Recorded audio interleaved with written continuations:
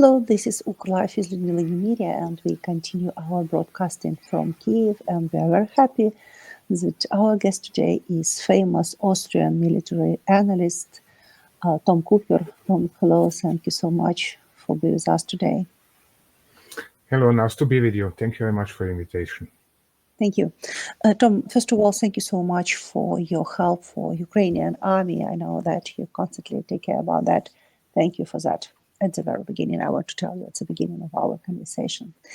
And, you know, Tom, there are a lot of talks about the stopping of the war, and you have been analyzing from day one what's going on, the situation on the battlefield, the state of the army, the willing of our allies to help us and their readiness to do this. And if you take all this factor into account from the military point of view, do you think that it's time to stop the war? Well, time to stop the war. It would certainly do well for Ukraine to, let's say, stop for between 6 and 24 months to reorganize the ZSU and to develop specific capabilities to where they should be. It would be, at least in theory, a lot easier to retrain and re-equip the majority of units than it is currently, because right now you always have at least one battalion from every brigade is in the front line. The other two are resting, recuperating, or training, or retraining, or rebuilding, acquiring new equipment, working up, and so on. Plus, there's this corps organizational structure which is now introduced, so such processes would be easier to do in the case of a ceasefire. However, this would also buy lots of opportunity, or offer lots of opportunity to Russia for reorganizing and rebuilding its own armed forces. So it's a double-edged sword. This is from purely military point of view. What would also happen, one has to keep in mind, the Russians would rebuild their stocks of ballistic missiles, of their cruise missiles, of their attack UAVs. The same would happen, of course, with Ukraine. But right now, the situation is such that Russians can continue attacking with something like 100, perhaps 150 attack UAVs per night or per day, or let's say per 24 hours. Ukraine can, on average, launch something like 50 a day. So perhaps if there would be ceasefire, then Ukraine could build up this capability to manufacture UAVs to something like 100, 200, 300 UAVs per day, deployable per day, and so on and so on. But this is all theory. Another fact is that it's foremost Putin who has absolutely no interest to stop this war, because there is absolutely no incentive for him to do so. And therefore, the war is going to go on. Do you think that there are some reasons, objective reasons, for Russia to stop the war, maybe just even for a year, for 2 years, because of some military reasons? I don't see any. There are none that I would know about. From Putin's point of view, stopping the war would be the worst possible idea, because, well, let's see his situation from his point of view. He is in control. There is no serious opposition to him in Russia. Nobody is challenging seriously his explanation for the necessity to fight this war. Nobody is opposing him in any kind of serious fashion inside Russia. Outside of Russia, the West is disunited, slow, and rather, well, incompetent than really doing something. The USA are on the best way of actually siding with Putin, crazy against Chinese. Of all, Putin is meanwhile deep in the Chinese pockets. He couldn't survive without Chinese support and cooperation. So if he stops the war, then this all could change to his disadvantage. But as long as the war is going on, he can be sure that it is going to remain the way it is. Therefore, he has no incentive politically and economically to change the situation. And in military sense, well, his recruitment efforts have reached their peak, or actually all-time heights, the last few weeks. Whether they are going to continue growing, I don't know, but the Russian army is recruiting more troops right now, or the last few weeks, than ever since since the start of mobilization, of partial mobilization of September, late September 22. So even from that point of view, he has no reason, no incentive to stop the war. And then in regards of the battlefield situation, well, this might not be the best from the Russian point of view, but it's good enough. Russia is exercising pressure upon Ukraine, and Ukraine is lacking the means even to properly defend itself, not to talk about counterattacking and recovering some territory, for example, encircling and capturing a larger part of the Russian armed forces, or achieving any kind of a significant success. There are minor successes, lots of minor successes, no doubt about this. But in grand total, this is not special, and therefore Russia is still in advantage. Then we see the situation in regards of Ukrainian air defenses, where the stocks of air defense missiles are lower than ever before. They were critical already about 1 year ago, after the 6-month US stop of deliveries, but now they are even worse than back then. So why should Putin stop? He has absolutely no reason. Do you think that Russia try to prepare for big offensive, summer offensive, or autumn offensive, or spring-autumn offensive? And what is possible? And what is possible as a result of such offensive? Define a big offensive.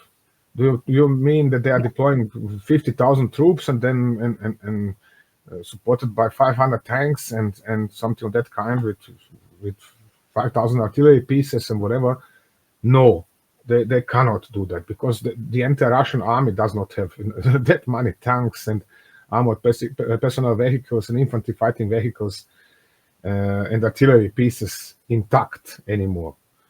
This Russian army, this huge mechanized juggernaut that used to exist as of 2022, even as of 2023, is non-existent anymore.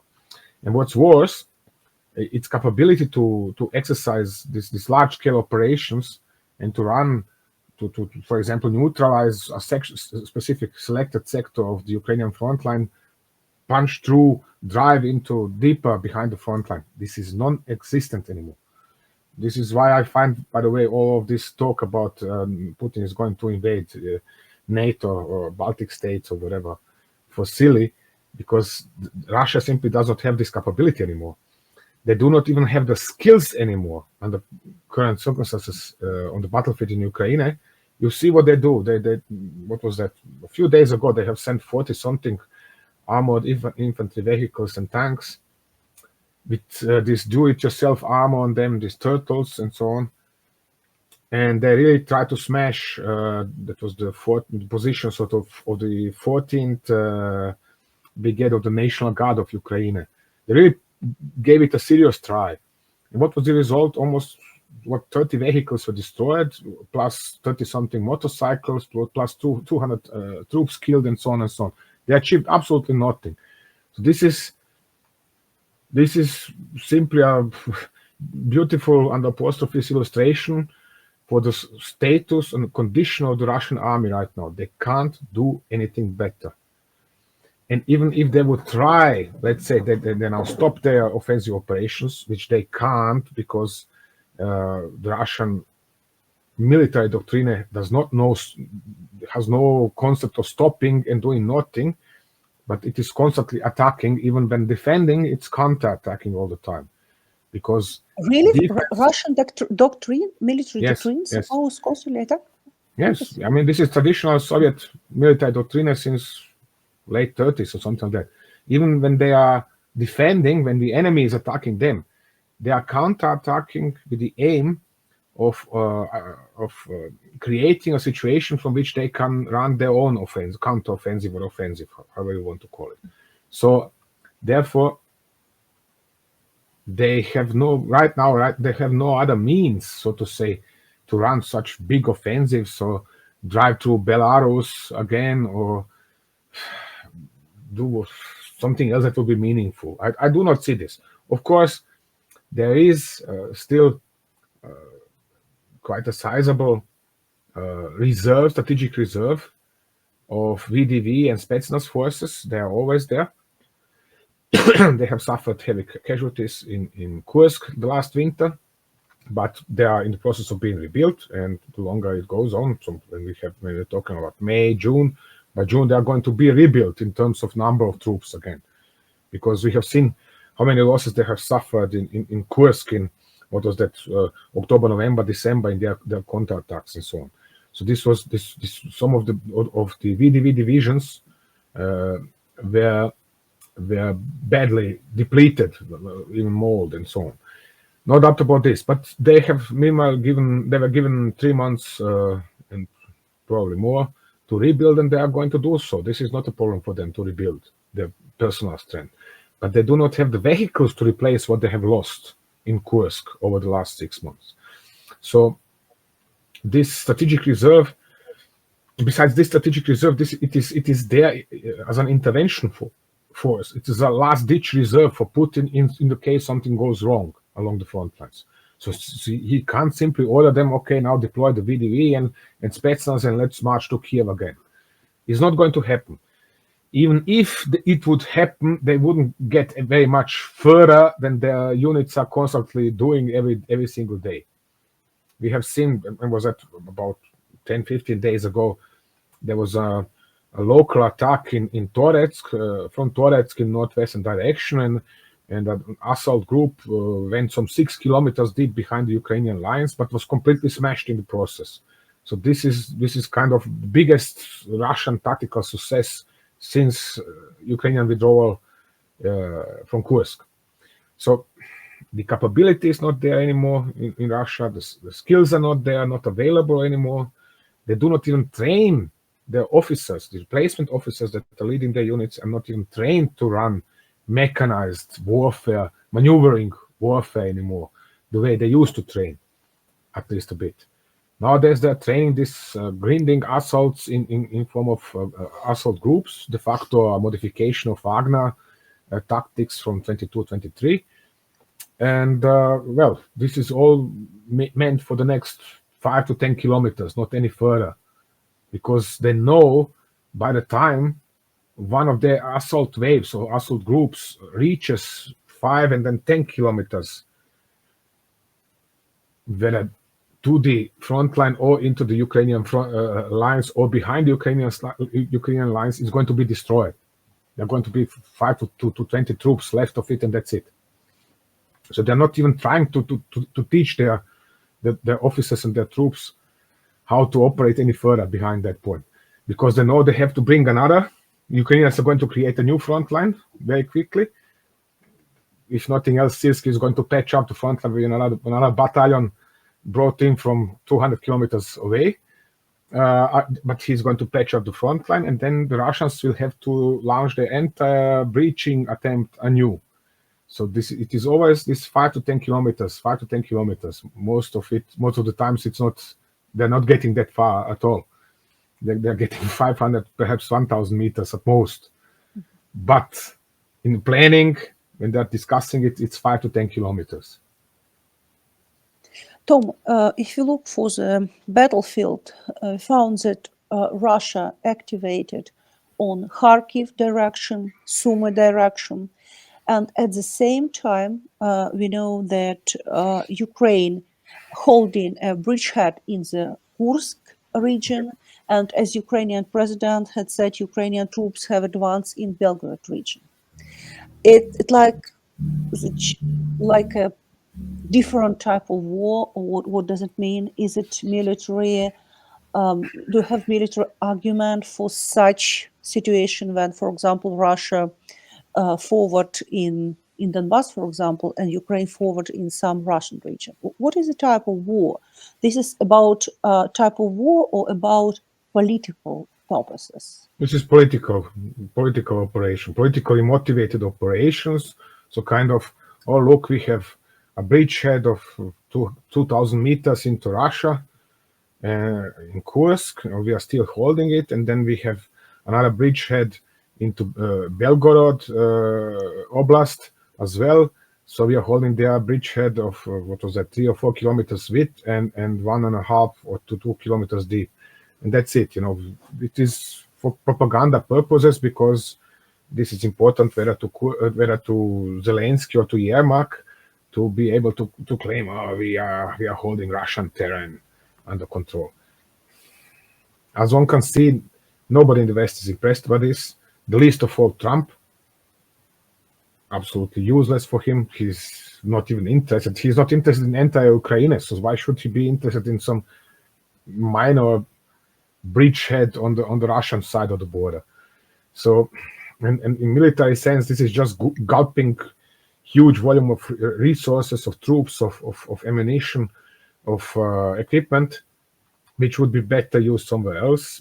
But again, there is a Ukrainian president, and there is his presidential advisor, and there is his general of fantastic news, and they are all just worried about great news. And this is the same kind of politics we see all the time. We see this in the West, we see this in Putin, we see this in Assad, we see this in Iran, we see this in Venezuela, everywhere. Everything is great, everything is fantastic, everything is super, it's going to get even better, and grandiose announcements, and we are going to impose tariffs, and everybody's going to pay tariffs, and this is going to flush us full with money and whatever else. This is Trump in the United States. And don't worry, we are well prepared, and we are going to meet and talk, and then we are going to meet and talk even more. This is in Europe.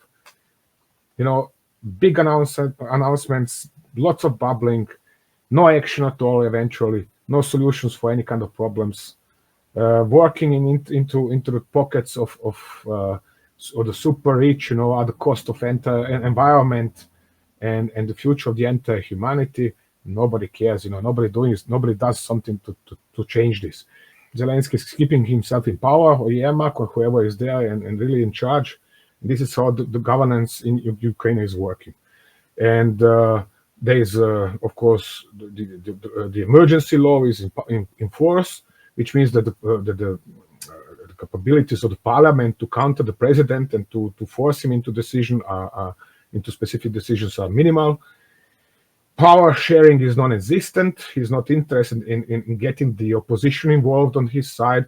He's not even interested in getting his own political party entirely to his side. So,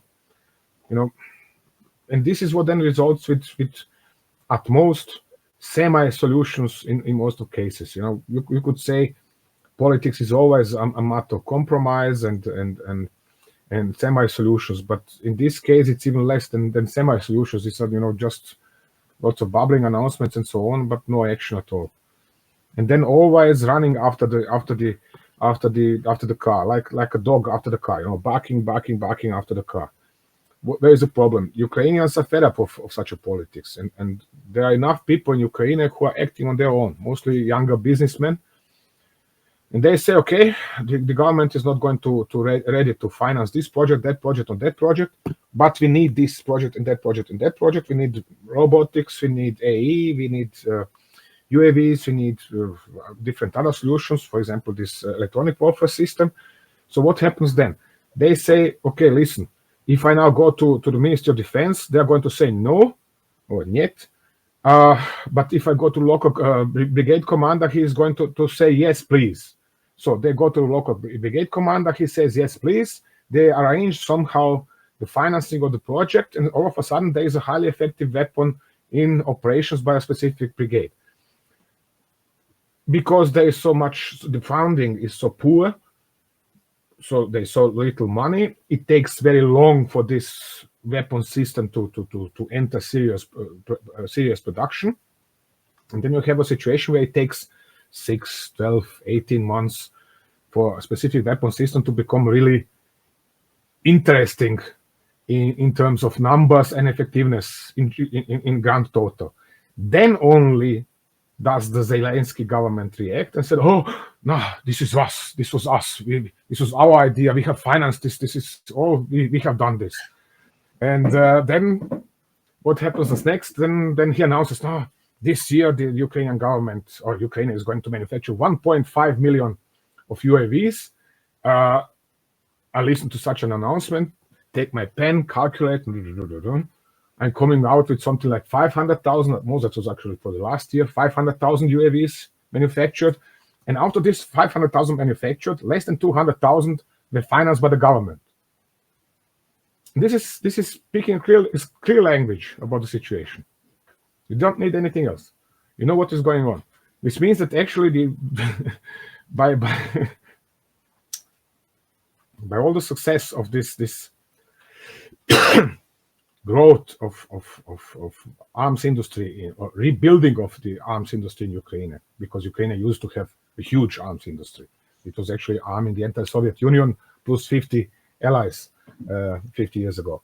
But by all this success and rebuilding of the Ukrainian arms industry, and by the fact that it's really nowadays manufacturing 30 to 40% of weaponry and ammunition the Ukrainian armed forces are using every day. Actually, less than 50% of these 30 to 40% are really covered or paid by the government. The rest is all private initiative, whether private initiative of Ukrainians or Ukrainians in cooperation with foreigners or whatever other combinations are coming to your mind. So this means the government keeps on insistently, I said, like a dog barking, you know how it happens, after the car and running after the car. This is the Ukrainian government. What is it doing in terms of rearmament process of the Ukrainian armed forces? And unless this changes fundamentally, it's not going to get better, sadly.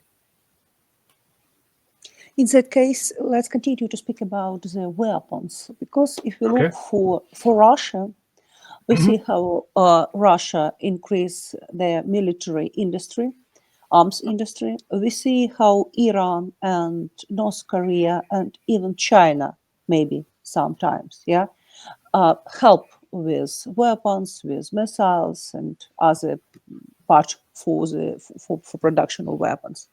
If we look for Ukraine, what we have Ukraine, and now we don't understand what will happen with the help from the USA, because the United States has not budgeted for aid to Ukraine, and we don't know how Europe can compensate this lack of American military aid. And in that case, it seems that Ukraine is in very complicated situation with weapons now and in nearest future, maybe middle future. And in that case, we speak about possible activation of Russia on the battlefield. What do you think? How it look like from your points of view, and what can be done in that case? Okay, let me, for the start of answering this question, define a few things from my point of view. How do I see them, and what is my information? In regards of Ukraine and US aid, forget it. Forget US aid. You're not going to get it anytime soon. So you have to work on your own. Okay, now you have lost, so to say, US support. Then let's go for EU support or European NATO support. You are not going to get a lot. You have seen the last more than 3 years. You're going to get only fulcrums, peanuts and so on. Perhaps a little bit more in regards of ammunition, artillery ammunition. Okay, this is going to remain at the same level, at least officially. So where it works in this regards is this private initiative by Ukrainian and Western enterprises, where they are working together, bypassing the Ukrainian government, bypassing official places in the West, bypassing even Western governments, because even these are incompetent and corrupt and slow and so on, and bureaucratic without an end. So where it works is this private initiative. This is working well, and this is going to continue increasing. But you cannot expect this to become really effective, because too little money is invested in this fashion. So it takes time for this to become effective. Every single project takes time to become effective and to really work up. So in this regards, you cannot expect any kind of major appearances or changes on the battlefield before 27 or 28. It's as simple as that.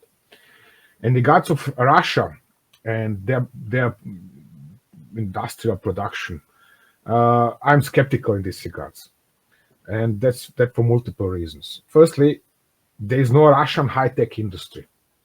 Or what is there of Russian high-tech industry? I mean, high technology in terms of electronics, avionics, missile components, and so on.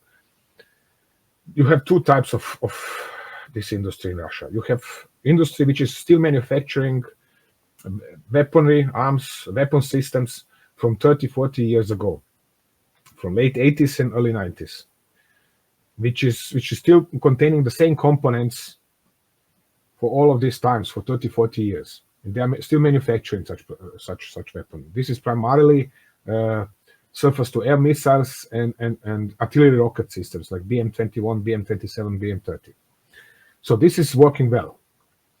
And nowadays you can also see that the artillery is slowly disappearing because it is destroyed, and they cannot rebuild their artillery. They cannot manufacture a similar number of tubes of new artillery pieces. So they are replacing artillery by rocket artillery. And they are replacing artillery by UAVs, especially FPVs. So now, in this regards, of course, they are on advantage. Why? Because they have cooperation with China, and while China has imposed export sanctions upon Ukraine, it has imposed none upon Russia, which means that parts which so far were always bought from China on a free market by Ukrainians are not available to Ukraine anymore, but they are available to Russia. And this is also a low profile or small footprint sort of business for the Chinese. They can always say, oh, no, we are not supplying anything of this. We have sold this to Kazakhstan or to India or to Zimbabwe or wherever. And how did it end in Russia? Oh, sorry, we don't know. We have no idea. We can't do anything about this. This is so terrible. We are really disgusted about this and very, very sorry. Also, we have earned a few billions with this, but who cares? So this is how the Chinese cooperation is actually functioning. In regards of Iran, I don't know why people talking about Iranian arms shipments to Russia, because they are actually known from time to time. But I mean, if you complain that Iran is supplying ammunition or whatever to Russia, it's also supplying it to Ukraine. If you check with your units, you're going to find plenty of mortar bombs made in Iran, for example, or artillery shells made in Iran. Why? Because these were captured while smuggled from Iran to the Houthis in Yemen. And all of these weapons caches that were captured were then rerouted to Ukraine. So, and there was more of this than what Iran has delivered directly to Russia. Russian relations between Russia and Iran are very complex. It would take probably a separate interview just to explain you the basics of it. But bottom line is, Russians are not delivering to Iran what Iranians want to have, and therefore Iranians are not delivering anything at all to Russia. That's it. As simple as that. And explaining then that now how Iranian ballistic missiles, where are these Iranian ballistic missiles? Even if this would be artillery rockets, not ballistic missiles. Firstly, and secondly, Iranians need them more than the Russians need their Iranian ballistic missiles. And we have seen now in the case of Russian acquisition of North Korea ballistic missiles, it took them almost a year to get ballistic missiles from North Korea, then to train their crews on them, to use them, then to find out how much are these missing, because they were missing by at least 200 meters on average, which means that usually it was 500 meters, but okay. And then to rebuild the entire stock to improve their precision. So if they would now go for Iranian missiles, they would have to undergo a similar process, minus improving the precision, because Iranian missiles are already more precise than the Russian missiles, as we have seen during Iranian missile attacks on Israel last year. So Russians would be perhaps happy to get such missiles, but they're not going to get them because Iranians need them, firstly, at home because of Israel, and secondly, if Iranians start delivering such missiles to Russia, then no Russians are going to start copying their own missiles. And then the Russians are never going to buy anything from them again, firstly. And secondly, they are never going to deliver their Russian advanced weaponry like Su-35s to Iran. It's as simple as that. So then we have North Korea. North Korea is ruled by a dictator, that is true, but the guy is actually quite clever. And so he's delivering only specific sorts of aid. He's taking care not to weaken his own army at home, because he needs it for his own security, but also because of his perceived security vis-a-vis South Korea and the United States. Firstly, secondly, he's delivering systems with which he's making Russia depending on him, like Coxswain guns. Okay, a gun of 170 millimeter caliber. Nobody is making such artillery ammunition, but North Korea. Which means if Russians do something he dislikes, he instantly stops delivering ammunition, and the Russians can go and do whatever they want with North Korean guns. It's similar with troops. Okay, he has sent some troops to Russia because there were Ukrainian troops on the Russian soil, and these troops are so far fought only on the Russian, officially internationally recognized Russian territory, not inside Ukraine. So you have also very simple rules for how is who deployed where and who is doing what. Actually, it's never too much in order not to risk harsher sanctions from the West. Especially this is Chinese interest. This is a little bit of North Korean interest as well. But Iranians simply aren't doing what the West is blaming them to be doing, because they have a major problem with the Russians. So this is all, So when you ask me then how is that going to continue and how is the Russian industry going to continue? Russians are going to continue using foremost China for import of high tech. This is where this is working. And I said this is a low profile affair. That means Chinese can deliver to them almost everything the Russians need. Of course, the Russians pay 5, 10, 20% more than they would usually pay, but that's it. But foremost, in this fashion, China is not causing itself any kind of troubles with Western Europe. On the contrary, right now, China is even trying to position itself as a friend of the West. And we are not doing to you what the Americans are doing to you. Yeah, this Trump is an awful guy, but we are good Chinese, we are friendly. Just buy, please, another shipload of our cheap stuff and destroy your own industry by buying it. Thank you very much. That's how it works. Tom, if we look for United States and working on their military complex, it was a very important and interesting situation with the stopping of help from USA, immediately stopping when Trump stopped the military supplies and he stopped intelligence information, about that. Mm-hmm. And America even stopped some engineering blocks in F-16s. Many people speak about that. And after that story, we saw that Germany and even some Baltic countries disagreed to buy some F-35 because of dangers that America could influence or could manage these plans by distantly. That? Yes, and that is why, what do you think? If America stop to help for Ukraine, how it could influence for the war in general? Because, for example, we know that America could influence for F-16, for Patriot, for other different help, because we have some part of weapons from America, for example, and we need to have agreement from USA to use this.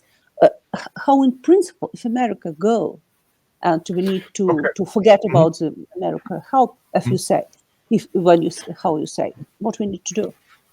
Well, from my point of view, the way I perceive this situation is that it is perfect. It couldn't get better. Why? You think so? Why? Because it's forcing both Ukrainians and Europeans, or actually Europeans, including Ukraine, to become self-sufficient. If you check the, let me now give you an unrelated or similar example. Iran in 1978, 79, there was a revolution and the Shah was toppled and the new government came into power. And this, before soon, this government was at odds with the United States, the great Satan. Yeah. Okay, so now the government disarmed the armed forces, almost like Ukrainian armed forces were disarmed over the last 20 years. And then all of a sudden, Iraq invaded Iran. And now there was a trouble. The Iranians now had to recall all of their officers they have fired. They have disarmed over 200,000 other ranks, so lower ranking troops. So they had to bring these people back into service. Then they had to retrain these people, to bring their equipment back into operational condition, because it was standing around for 2 years and nobody was using it, nobody was maintaining it. And what happened? Eventually, Iran rebuilt its arms industry, rebuilt its armed forces, and so on and so on. And actually, by 1982, Iran has defeated the Iraqi invasion and liberated something like 80% of what Iraq has captured in the first 2 months of the war. So, de facto, without the mullahs and hawks in Tehran deciding to export their revolution to Iraq and conquer Najaf and Karbala and Baghdad and Basra and so on, of course. But Najaf and Karbala are important because they are religious sites. Actually, without these hawks prolonging the war, Iran was victorious as of summer 1982 in this conflict. Why? Because it was forced into self-sufficiency. It was abandoned by the United States or split from the United States, and it had to work on its own. And it was so very isolated from the rest of the world, that it had to do everything on its own. And that was what worked. And I think that the same would be excellent for Ukraine and for Europe, or for Europe, including Ukraine again, in terms of forcing Europeans, including Ukrainians, to act on their own. So far, we had 3 years of Europeans. Oh, yes, we are supporting Ukraine very much, because the Americans come and do something. We are going to finance a little bit, and that is all very nice, but we don't want to get too much involved into all of this. And besides, why should we, we have more important things to do, and our defense sector is not so very much important. We are earning money by selling stuff to the Chinese. So, and this is primarily cars and TV sets and whatever else. No, we don't want to get this too much. And besides, we don't want to ruin our relations to Putin, because we are getting cheap gas. We are still buying lots of cheap gas from Russia. We're super clever in Europe. So that was the system, how it worked the last 3 years. Now, when you have a situation where the United States openly say Ukraine is not of our interest, and if you want to fight the Russians, then do so on your own with European support. Okay, fine, but it is not our problem. Let's go somewhere else. Now they are all forced into action. Arguably, it's still, we are now in April, and so it's already since late January. There's 3 months that the Europeans are just babbling, and not doing really much. It appears that most of all of these giant presidents and other politicians are waiting for the new German government to be in office and to take over and to then announce its own position, and actually to clarify its own position and start taking steps. But essentially, there is still nothing seriously happening in regards of European aid for Ukraine. Of course, the disappearance or the end of the US military aid is going to make things very complex for Ukraine. It's also going to cause additional losses, especially in terrain.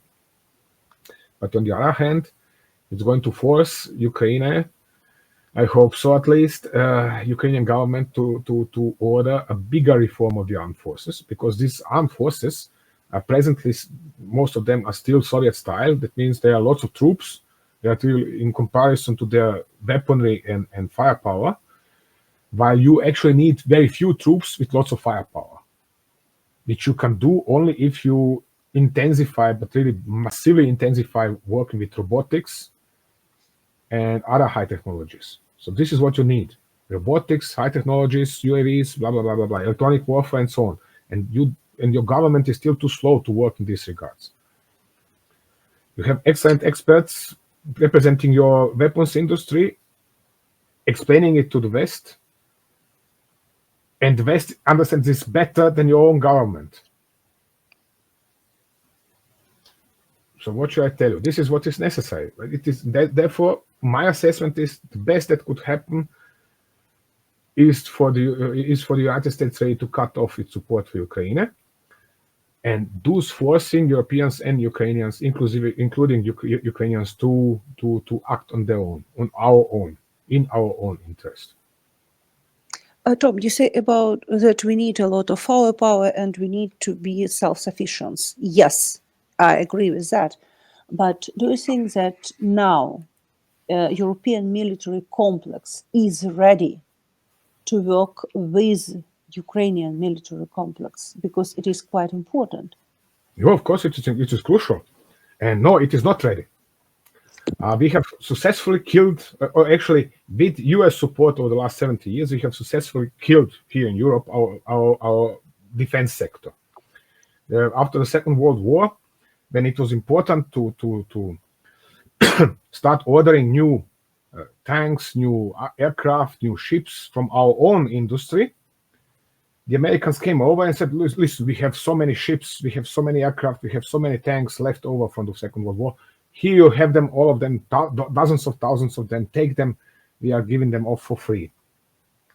And this is how European armies were rebuilt in the 1940s, 1950s. And then after that, there was of course, requirement to make a new version or to develop a new generation of weaponry and so on.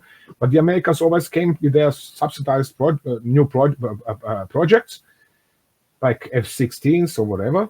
And you had a situation where the American projects, everybody continued buying American. If nothing else, then like in the case of F-16s, the Americans also made the offer, listen, if you buy F-16s, or before F-16s it was F-104 Starfighter, you get also our nuclear bombs. So this is this UK arrangement, this is what it's called.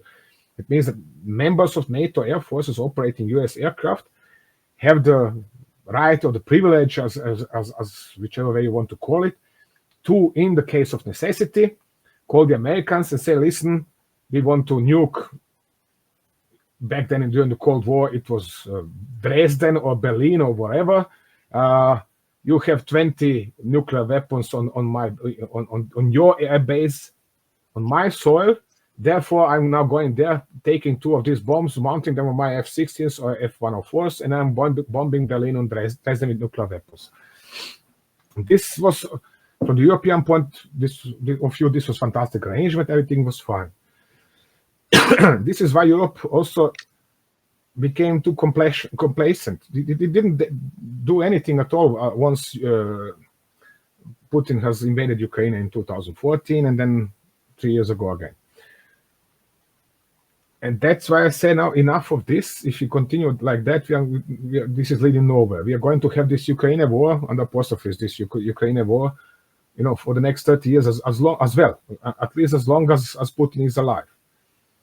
The best idea, best solution is really what Trump is currently doing. He's playing actually straight into European hands, including Ukraine, and which is opening the way for our own self-sufficiency, making us independent from American products in all possible segments, but especially in defense.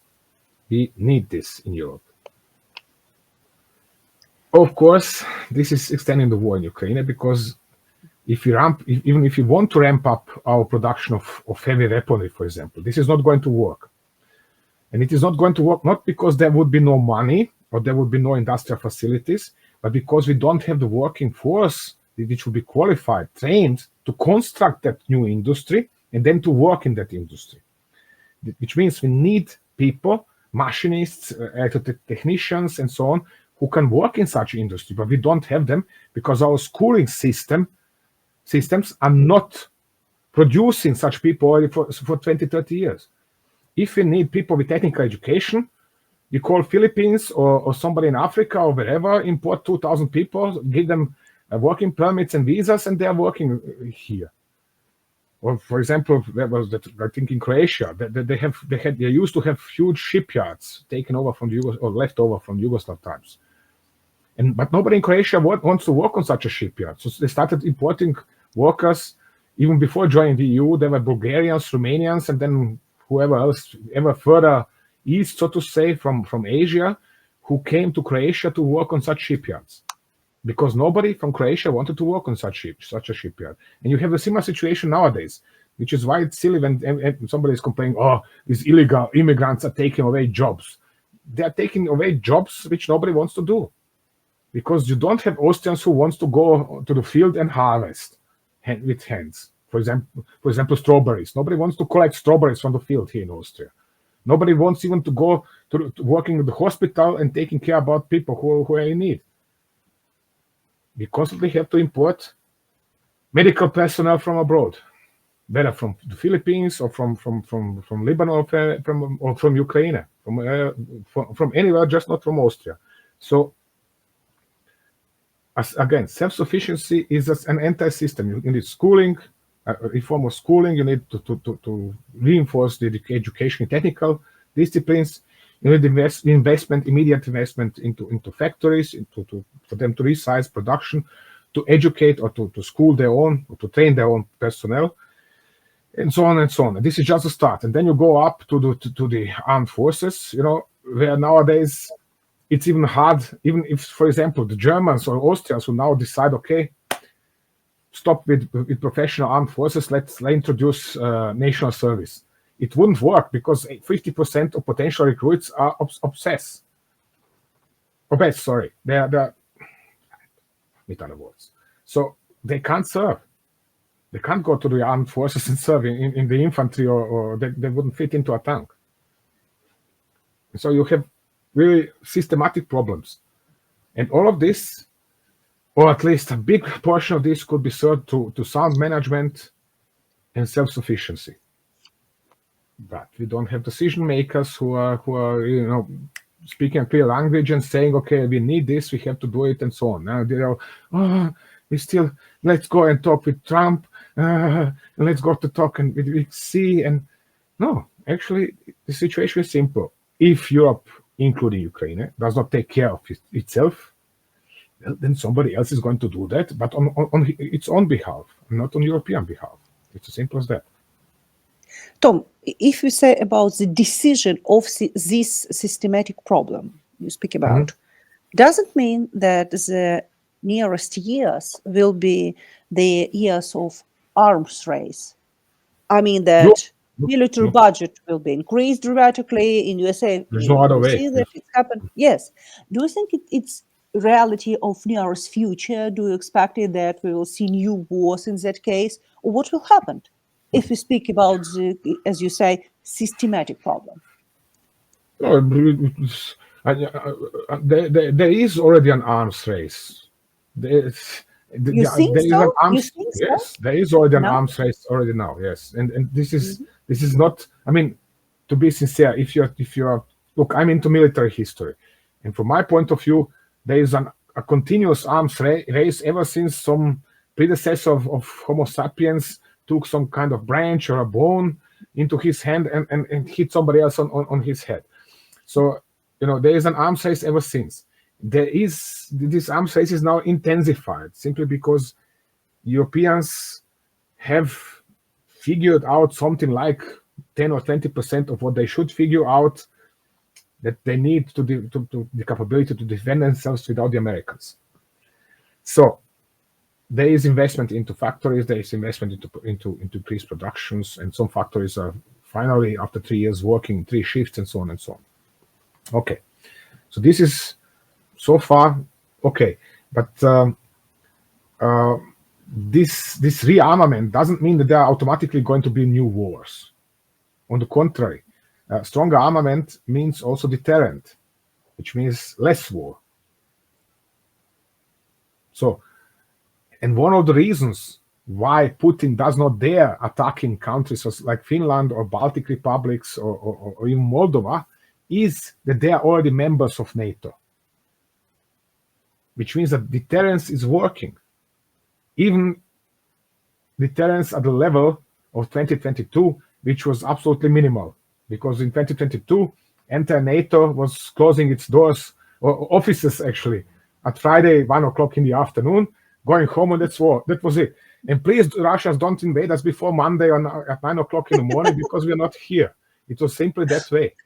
So deterrence is, but deterrence was still working, okay? And he didn't invade Baltic republics or somebody else. He invaded Ukraine instead. So this does not mean automatically that there are going to be more wars. On the contrary. Tom, and the last question. Now Ukraine is a very special situation. For example, some years ago, we discussed that we need tanks, or we need planes, or we need something else. And we expected, and we was very happy when we received these F-16 or Abrams or and other Leopards and other things. Mm-hmm. But now we are in absolutely another situation. It means, for example, for me, it looks like if we not stop the war in a month, for example, like Trump promised or suggested, we will continue this war. Yeah. And it seems to me that this war will be absolutely another war, in absolutely another condition. I mean, without American support, as we discussed earlier, with small support from European Union, or not constantly support from European Union because of different reasons. And it will be absolutely another situation for Ukraine. And what do you think? How it's look like? What is your experience? What you expected from? Well, you can expect a similar situation like early last year, when there were these months of when Biden stopped, or U.S. Congress stopped the supplies of U.S. aid to Ukraine for something like 7 months, which means that you are lacking ammunition for effective defense, and then gradually losing terrain. Avdiivka fell back then, and then there was this Russian breakthrough at Ocheretine, and in direction of Pokrovsk. Sorry, my Ukrainian is still poor in regards of geography. So you can expect the same to happen now again, which means the Russians are probably going to push over the borders of Donetsk and Luhansk, and try to get further west. This is what's going to happen, which means that lots of Ukrainians are going to get killed again, especially if Syrskyi remains in command, because he's incompetent as commander.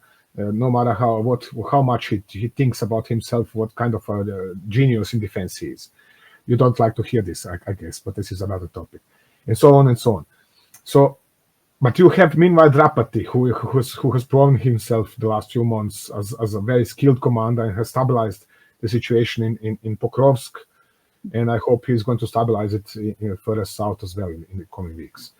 Anyway, again, Ukraine is going to go to particularly bad 6 to 12 months. No dispute about this. This is going to happen anyway, because at some point in time, U.S. aid, what Biden has promised to deliver, and the U.S. Congress has promised to deliver while Biden was still a president, this is going to run out. This is going to happen sooner rather than later. Perhaps the deliveries have already stopped. We are going to hear this in the next few weeks. So this is going to happen anyway. This is unavoidable. And this is bad for Ukraine for the first few months, but later you're going to learn to rely on yourself and to self-sufficiency through cooperation, as said, to all I explained earlier, to this private level cooperation with enterprises and businesses in Europe. You're going to recover your capability and get back, into the game. So we have to expect a very bad summer, probably very bad autumn, perhaps even very bad winter, 25, 26, and then we are going to see sometimes, towards the end of this year and early next year, a slow recovery of capabilities. The worst that could happen right now would be for your president or his general fantastic news to come to the idea to run another offensive operation like last year into Kursk, and then squander, lots of equipment and troops and supplies for nothing, for no achievement at all. So I hope this is not going to happen. It is a good year for Ukrainian armed forces to reform, to reorganize, and to retrain their troops, to learn to fight in an entirely new way, using robots, using UAVs, new modern UAVs, advanced UAVs, which are increasingly depending on AI, on artificial intelligence. So this is what matters right now. Then development of electronic warfare systems. You have this, what is the name, LIVA, which is this electronic weapon system of Ukrainian design, which has destroyed de facto the Russian glide bombs. You don't hear a lot anymore about CABs or UMPKs. Why not? Because they're missing all the time. Why are they missing? Because of the LIVA electronic warfare system. And they're missing, I can tell you, I've heard from Ukrainian troops who are there, they do not care anymore about UMPKs. Why? Because these are falling 600 meters away. Not on their position anymore, not 100 meters next to that position, but 500 or 600 meters away. In some cases, it's even more. It's 10 or 15 kilometers. So you have a situation where they are not threat anymore. It means the Russians come in, drop their bombs fall somewhere, who knows where, but not where they intended them to, what they intended to hit. That is the point. So again, you're going to have a very bad situation for several months and so on, until the system which was created through this private entrepreneurship adapts itself, adjusts itself until new ideas and new solutions are born, developed and materialize, and then you have a new process, a new war, developing and going on. The problem, where I see the problem, is the politics. I said that your government is all the time running after the developments. European governments are running after developments.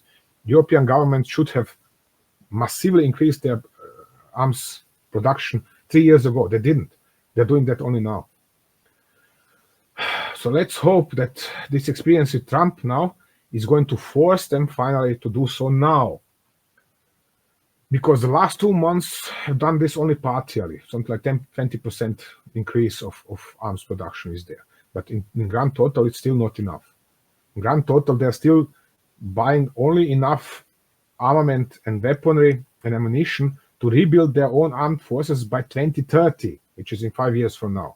But not enough to rebuild their armed forces and to enable Ukraine to win the war.